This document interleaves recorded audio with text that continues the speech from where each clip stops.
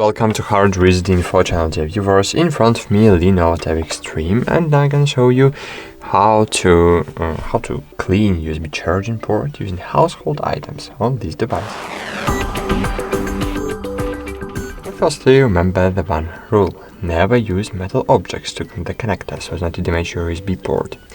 I suggest you use an old toothbrush, which you no longer use. As you can see, there is something in my port that's preventing the charging cable from going all the way into the connector, and now we are going to try to clear it.